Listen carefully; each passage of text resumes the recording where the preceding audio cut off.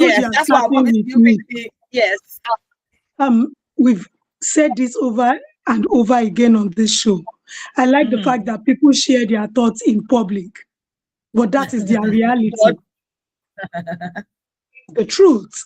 And she's saying what she feels like. Do you understand? I also agree that you need a man who is thoughtful, you need a man who cares, and I don't know, but in my head, I feel she concluded so fast. I don't know why. Because, I mean, you can't just conclude just because of those tires. For me, it's in between you being independent and you being entitled because he's your friend. We all have friends who do things. We also have people who are not even our friends who do things for us. So are we having too much expectations? I have someone in the UK who said, I hope you have sorted it out, even after you had done it, which also means that there is a level of care. He could have just gone mute on you. I don't know, but I'm someone who likes to check all sides of the dice. I need to know where you're coming from so that I don't judge you so fast. Do I love the soft life? Absolutely. Do I want someone to cater to my needs? Why not? Soft babe like me, wait till they find. But let's not be too quick to judge people. There could have been something that was even more than those tires that guy could have done for you. Yeah. That's the truth. There would have been another thing that the guy would have sorted out for you. So I don't think you needed to just, judge him. What if the one where they Abuja way quickly answer you get in target? We're all Nigerians now. We all know how they go. What if that one gets where they put eye where make them, they quickly they run things, they on toshe, Yoruba say on toshe. So as women, we also need to analyze critically before we conclude. And the fact that that lady came out to say it publicly does not mean it holds water for everyone, especially people like me. That's the truth. So it's also important for people who, immediately they just accept things, conclude things, and because one person has said it, especially when the person is an influencer, you believe, oh, that is the path to toe. As young people who read a lot on a daily basis, we have to, read between the lines. I have seen someone who did not do something I thought he would do for me, and when he came through for me, I was shocked.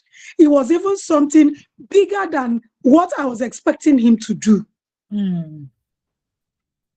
So, yes, I think he cared for you, which was why he even asked if you had gotten tires fixed. What if he asked you and you said no, and he was like, okay, let me give you money? Yeah. And sometimes the people abroad also see this fact that people in Nigeria sees them as cash cows. So you bring your burden to them. So sometimes they also want to know if you are willing, to take responsibility for the things you want to do. That is the truth. So yes, we want them to help us, we want them to support us, but you don't conclude because of a one-off engagement. The fact that he lives in the UK does not mean he does not have his own challenges. Does not mean he does not have his own responsibilities. Let's be factual. Yes. His budget for the month told you exactly. Like you came. You live in UK, you live in Nigeria. I mean, so it's not like someone reaching out to me. I know my salary, and I know everything that I have to do within that little amount that I have.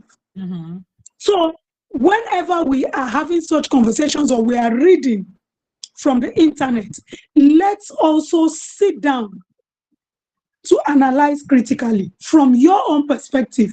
The person just gave you her perspective.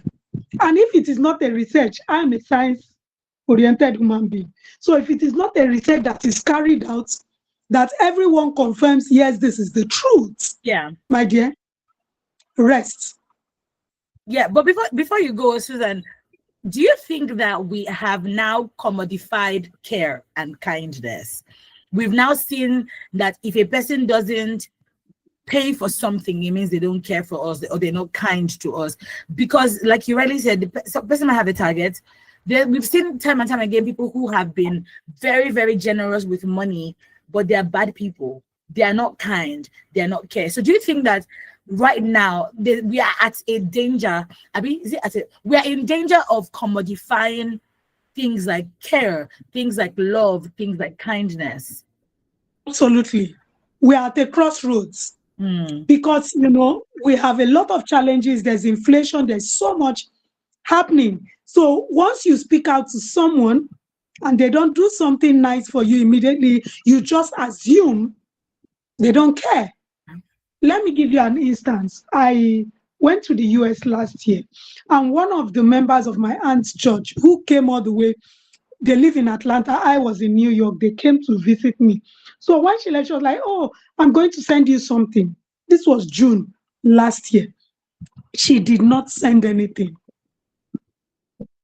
And all of a sudden, last week, when I was at the program in the hotel, I think I came in one of the nights, she just called to say, how are you, my sister? How have you been coping?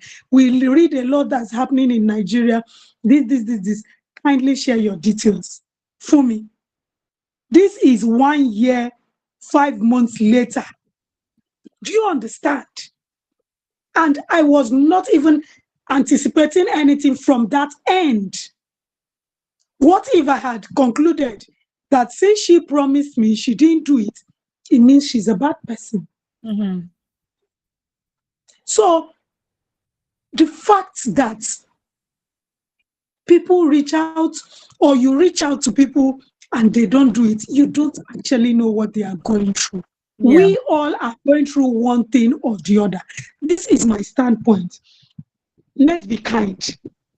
As much as you want to show kindness or empathy to yourself, please extend it to the next person, because you actually do not know what that person is going through. But when it persists, it's not as if we don't know that people are akagom. We know that. But when it persists over a period of time, you know that, brother, I'm not for you. Do you understand? But when the person keeps reaching out, how are you doing this and that? At least we know the person cares. Thank you. Yes. Thank you so much, Susan, because I really like what you said. Another thing is that if anybody's familiar with the United States road, you know that Atlanta to where you are is far. So they will have to fuel their car. They will have to buy one or two things on the road. They'll have to inconvenience themselves to still come. So still saying that, oh, I want to even still give you money after I've made the sacrifice to come. And that's why I say people no longer pay attention to the things that matter. That is about money. And like you rightly said, yes, the economy is not smiling, but there's a way that people can care for you. Because the guy didn't have to call her to say, how far? You don't buy your tire? You're muted, Susan. You know? Of course, yes, you understand. And like you said, I had 3 people come by road, 2 people, because my aunt and my uncle are elderly. They flew in from Atlanta to New York. So for me, having family around, and that was my first time leaving the shores of Nigeria, having family, having church members who cared, come to say, oh, we need to put a face, a name to the face, a face to the name we have always heard, and all of that. That was care for me. They spent days with me in New York. So we should not make it about money, all of these things for me is more than enough, because you owe me nothing. That is my principle. Nobody owes me anything. So when they go out of their way to even try to do the little they can, I stay appreciative and keep it moving, because I don't want to get to that level where I feel entitled to other people's resources, where I feel entitled to other people's time. Come on. When they do me, why I no fit send money give them? Why myself no fit they call them, they check on them? I hardly do that, So, but that's basically what it is. Thank you. Thank you so much, Susan. Have fun at your event. All right, Precious, we're going to go on a break now. When we come back, we'll hear your thoughts on this matter. Don't go anywhere. This is still Women Radio.